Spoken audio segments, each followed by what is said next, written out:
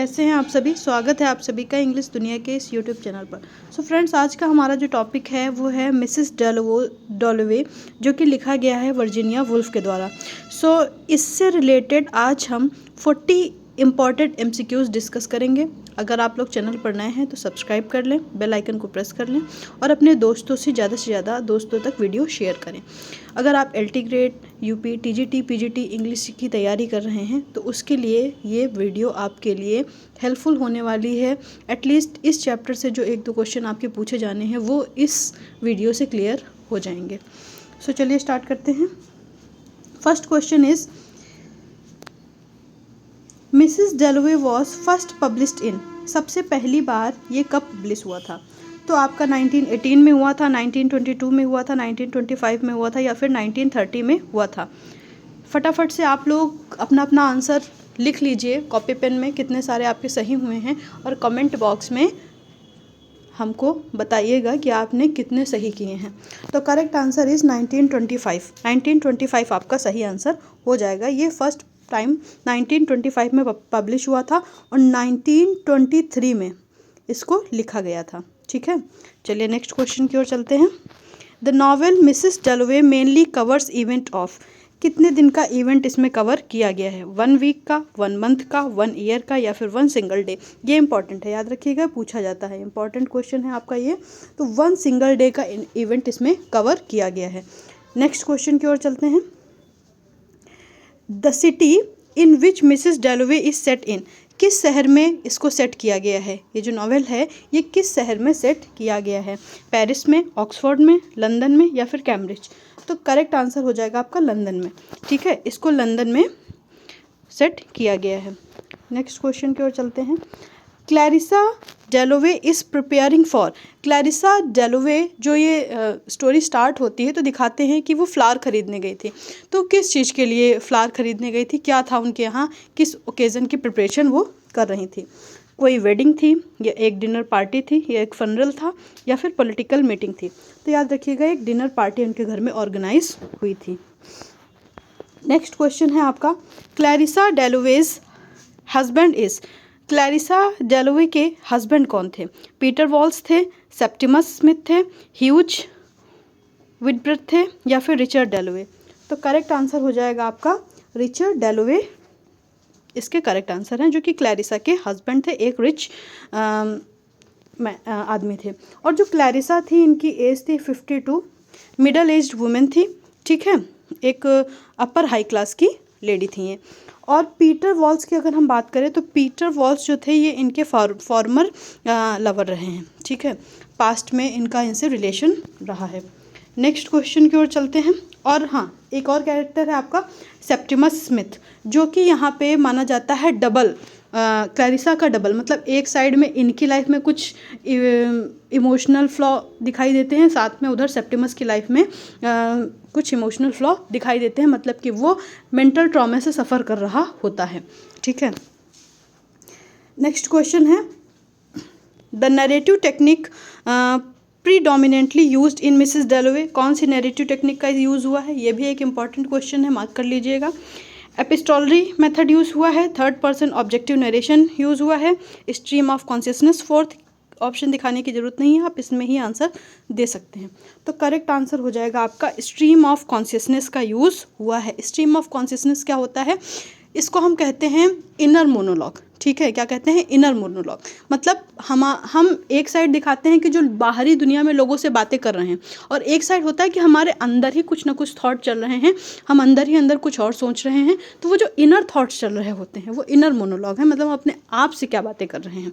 ठीक है, वो चीज़ इसमें बहुत ज़्यादा यूज़ हुई है। नेक्स्ट क्वेश्चन है, विच character represent the psychological trauma of world war first. कौन सा यहाँ पे कैरेक्टर है जो साइकोलॉजिकल ट्रॉमा से सफ़र करता है? तो वो सेप्टिमस वॉरेन स्मिथ है, जो कि वर्ल्ड वॉर फर्स्ट में इन्होंने हिस्सा लिया था। इनका एक फ्रेंड वहाँ उसमें मारा गया था और उसके बाद से ये उस वॉर के ट्रॉमा से सफ़र कर रहे हैं। हेलुसिनेशन होते हैं इनको, उससे रिलेटेड कुछ सपने दिखाई देते हैं, और ये डॉक्टर भी इनकी मेंटल कंडीशन को समझ नहीं पाते, इनके साथ कोऑपरेट नहीं करते हैं, और फाइनली इनको मेंटल असाइलम में भर्ती करने की बात की जाती है, और साथ ही साथ ये सुसाइड कमिट कर लेते हैं। नेक्स्ट क्वेश्चन की ओर चलते हैं। Septimus Warren Smith suffers mainly from, किस चीज़ से सफ़र करते हैं? फिजिकल डिसेबिलिटी से, एमनीसिया, शेल शॉक जिसको हम PTSD भी कहते हैं, ब्लाइंडनेस से। तो शेल शॉक से ये सफ़र करते हैं। नेक्स्ट क्वेश्चन की अगर हम बात करें, वो is Septimus Warren Smiths wife, इसमें कौन है जो सेप्टिमस की वाइफ हैं? क्लैरिसा हैं, रेजिया हैं, सैली हैं, या फिर एलिजाबेथ हैं? तो करेक्ट आंसर हो जाएगा आपका रेजिया। रेजिया जो है वो सेप्टिमस की वाइफ हैं। Big Ben in the novel symbolise, इसमें बार बार एक घड़ी के क्लिक होने की, मतलब उसकी घंटी की बजने की आवाज़ आती है, वो जो घड़ी है वो बिग बेन है, ठीक है, जो कि लंदन में लगी हुई है। तो पासेज ऑफ टाइम, समय बीतने का, हर घंटे पे इसकी आवाज़ आती है और पासेज ऑफ टाइम को ये सिम्बलाइज करती है। नेक्स्ट क्वेश्चन है, Peter Walsh is best described as, Peter Walsh जो हैं उनको कैसे डिस्क्राइब किया गया? तो पीटर वॉल्स, याद रखिएगा, इनका क्लैरिसा का इनके साथ यंग एज में रिलेशन रहा है, ठीक है। तो ये उस अपने यंग एज के टाइम को रिकॉल करती हैं और सोचती हैं कि, और आज की अपनी लाइफ से कंपेयर करती हैं कि इनकी जो चॉइस है, इन्होंने एक सिक्योर लाइफ चुनी अपने हस्बैंड रिचर्ड्स के साथ, लेकिन पीटर के साथ इनकी लाइफ इतनी सिक्योर नहीं थी, इसी वजह से ये उनके साथ नहीं शादी करती हैं, ठीक है, इनको छोड़ देती हैं। तो सोचती हैं कि क्या मैं उस चीज़ को लेकर खुश हूँ, इस टाइप से इनके मन में थॉट्स आते हैं।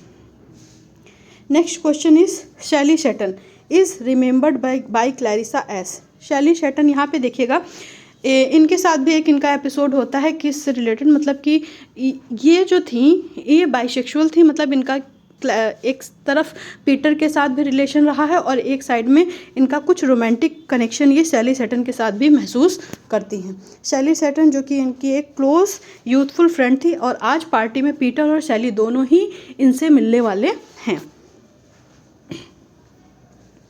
The novel Mrs Dalloway belongs to the literary period of, कौन सी एज में बिलोंग करता है? रोमांटिक एज को, या फिर विक्टोरियन एज को, या फिर मॉडर्निज्म को, या पोस्ट मॉडर्निज्म को? तो करेक्ट आंसर हो जाएगा आपका मॉडर्निज्म को, ठीक है, मॉडर्न एज को बिलोंग करता है। मॉडर्न एज में दिखाते हैं ना, लेकिन लोग बाहरी दुनिया में कितना बिजी हैं, लेकिन इंटरनली वो अपने आप को कितना खाली महसूस करते हैं।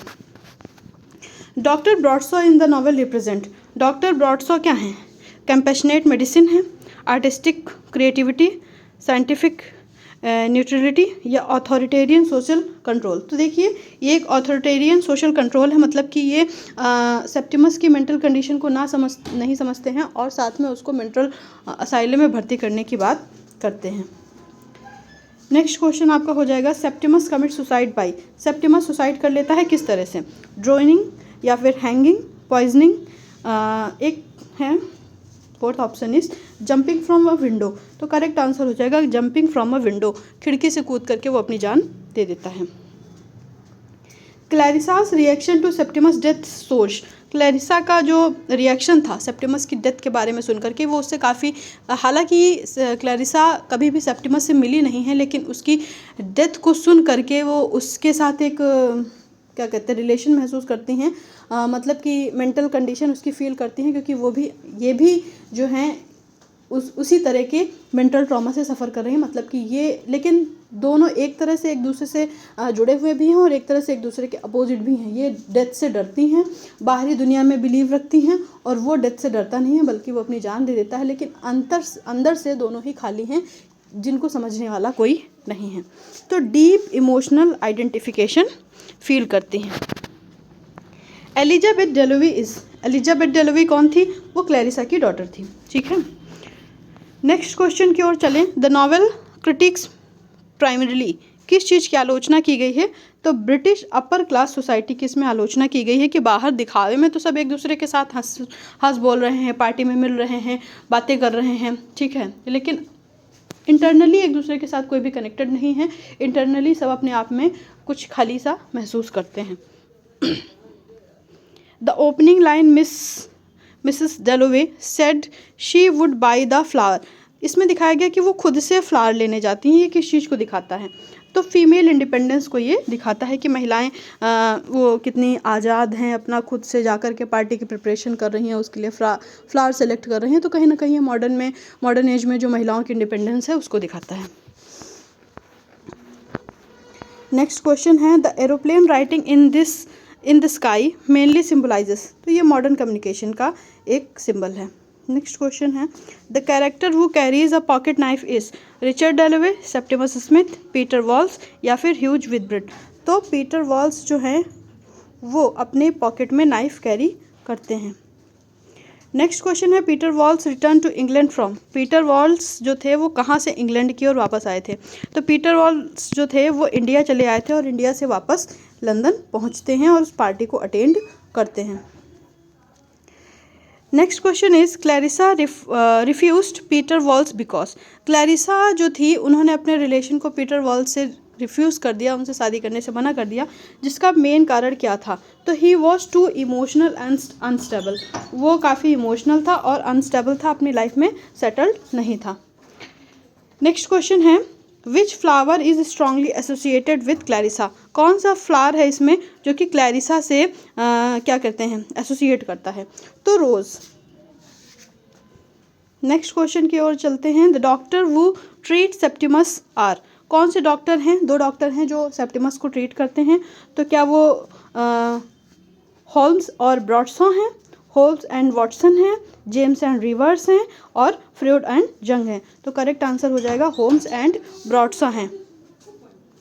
नेक्स्ट क्वेश्चन की ओर चलते हैं doctor Holmes believe Septimus suffers from. Doctor Holmes believe करते हैं कि सेप्टिमस सफ़र कर रहा है किस चीज़ से? मैडनेस से, नर्वस ब्रेकडाउन से, लैक ऑफ प्रोपोर्शन से, फिजिकल वीकनेस से। तो डॉक्टर्स का मानना है कि सेप्टिमस जो है लैक ऑफ प्रोपोर्शन से सफ़र कर रहा है।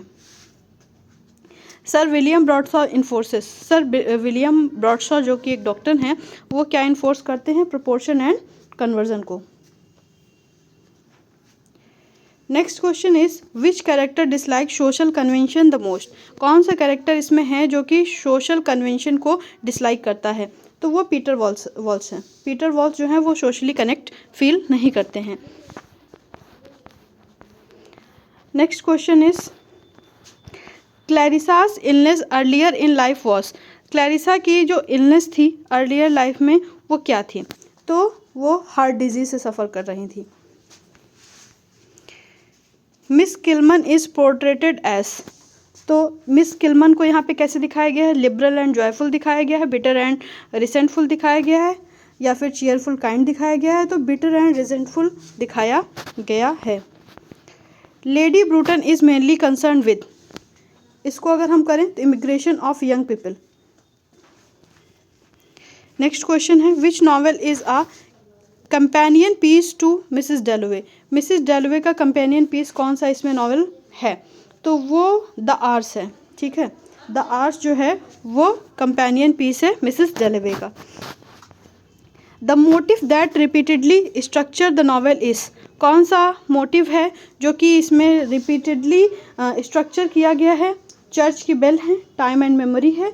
तो बिग बेन आपने सुना है, तो वो टाइम एंड मेमोरी को दिखाता है। आई थिंक ये क्वेश्चन आपका छूट गया है। यस, ये वाला। द किस बिटवीन क्लैरिसा एंड सैली सिम्बोलाइजेस। ये किस चीज़ को सिम्बोलाइज करता है? Rebellion against norms.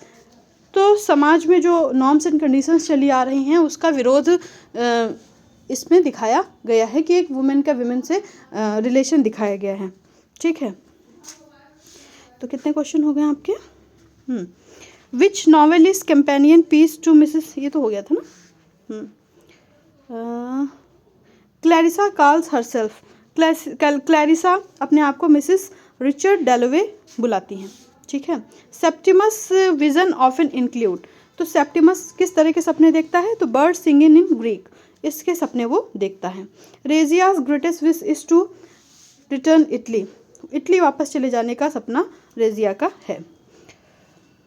अगला क्वेश्चन है the overall mood of the novel is best described as. तो एक ट्रेजिक कॉमेडी है ये। ठीक है, ट्रेजिक कॉमिक है। एक साइड सेप्टिमस को देखते हैं जिसकी ट्रेजिकल डेथ होती है, मतलब कि वो सुसाइड कर लेता है और कितना मेंटली सफ़र कर रहा है। एक साइड में पार्टी हो रही है, लोग पार्टी में जा रहे हैं, एक दूसरे से मिल रहे हैं।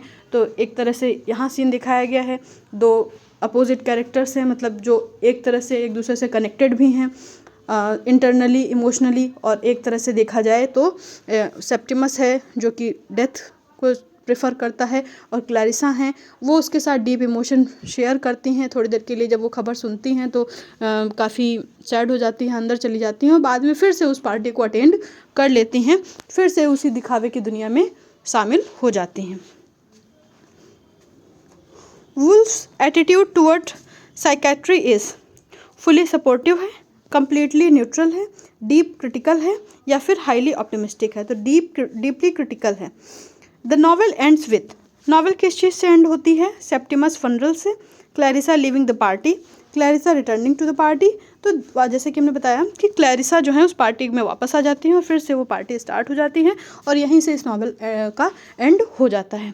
तो एक पूरा एक दिन का सीन दिखाया गया है जिसमें ये सारे के सारे इवेंट्स होते हैं। तो आई होप कि आपको समझ में आया होगा। आप लोग अपना स्कोर बताना ना भूलिएगा, दोस्तों को ज़्यादा से ज़्यादा शेयर करिए। एग्ज़ाम से पहले इस तरह के कुछ और वीडियोस आपको मिल जाएंगे और ऐसी उम्मीद है कि आपके एग्ज़ाम में इससे रिलेटेड कुछ क्वेश्चन ज़रूर आएंगे। So thank you so much, thanks for watching, like share and subscribe.